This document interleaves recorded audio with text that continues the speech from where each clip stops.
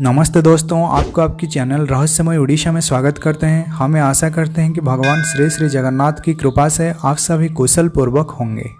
अनंत कोटि विश्व ब्रह्मांड के स्वामी भगवान श्री श्री जगन्नाथ की श्री कमल चरणों में यधम दास का कोटि कोटि नमन। पूर्व भानु अबा पश्चिमे जीव अच्युत वचन आन नहब पर्वत शिखरे फुटिब कई अच्युत वचन टळिब नाही।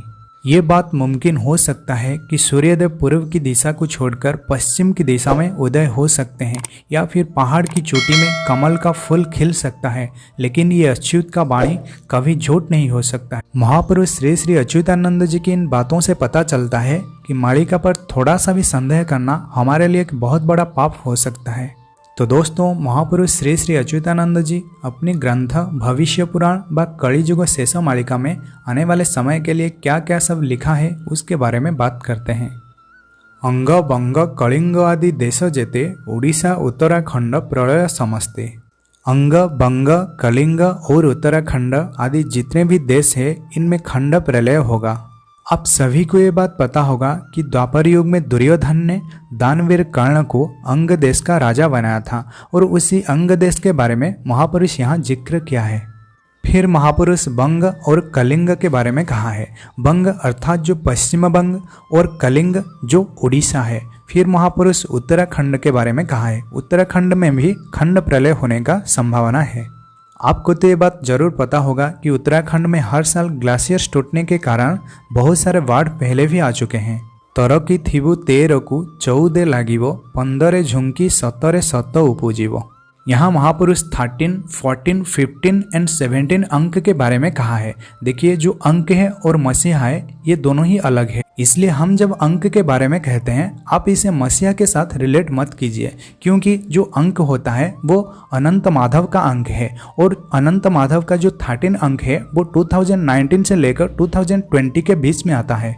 यहाँ महापुरुष श्री श्री अच्युतानंद जी ये कहते हैं कि बाल मुकुंद अर्थात श्री अनंत माधव जी का 17 अंक में सत्य का पूर्ण प्रकाश होगा। अगर आप इसे कैलकुलेट करें तो ये 2023 से लेकर 2024 के बीच में आता है। समुद्ररु लहड़ी जे माड़ी न आसिव बिरजा मंडल सबु भसेण नब समुद्ररु लहड़ी जे उठिबटी जान नीलचक्र डेई पानी पड़ीबटी पुण। महापुरुष यहाँ कहते हैं कि इसी समय के बाद समंदर में बहुत बड़े बड़े तरंगे आने लगेंगे, जिसके प्रभाव से बिरजा मंडल संपूर्ण रूप में जलमग्न हो जाएगा।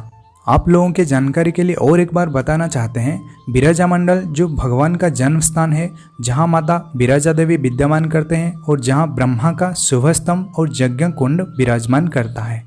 दूसरे पंक्ति में फिर महापुरुष कहते हैं, समुद्ररु लहड़ी जे उठिबटी जान नीलचक्र डेई पानी पड़ीबटी पुण।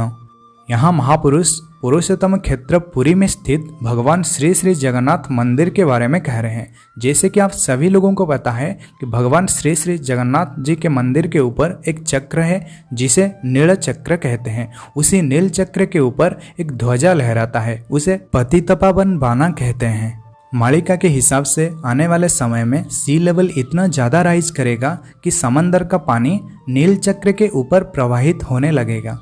इसी बात से आप अनुमान लगा सकते हैं कि आने वाले समय में विश्व का हालत क्या होने जा रहा है। एक बार आप सोच कर देखिए, क्या विज्ञान आपको इस तबाही से बचा सकता है?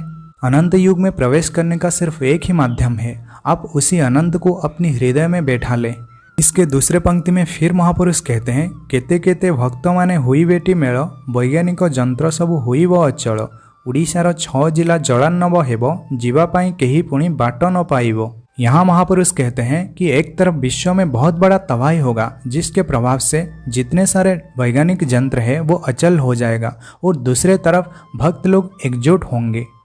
ये हो सकता है कि मालिका में जितने भी सारे बातें लिखी गई है कुछ लोगों के लिए काल्पनिक होगा, लेकिन ये वास्तव में सत्य है। हमने आपको पिछले कई सारे वीडियो में ये बात बता चुके हैं कि समय अब ज्यादा दूर नहीं, वो बहुत ही करीब है। महापुरुष यहाँ उड़ीसा के 6 डिस्ट्रिक्ट जलमग्न होने की बात भी कहा है, जिसके प्रभाव से सभी कम्युनिकेशन एंड ट्रांसपोर्टेशन सिस्टम बिल्कुल बंद हो जाएगा।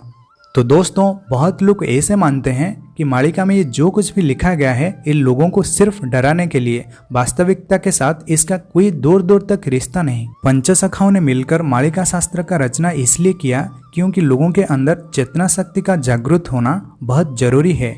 घोर कली के प्रभाव से अपने आप को और अपने परिवार को बचाने का सिर्फ यही एक तरीका है। तो दोस्तों, इसी वीडियो में बस इतना ही है। अगर आप लोगों के मन में कोई डाउट है तो आप हमें कमेंट सेक्शन में जरूर पूछिएगा। तो आप सभी को जय जगन्नाथ, जय माधव, जय पंचसखा, जय उड़ीसा, जय भारत।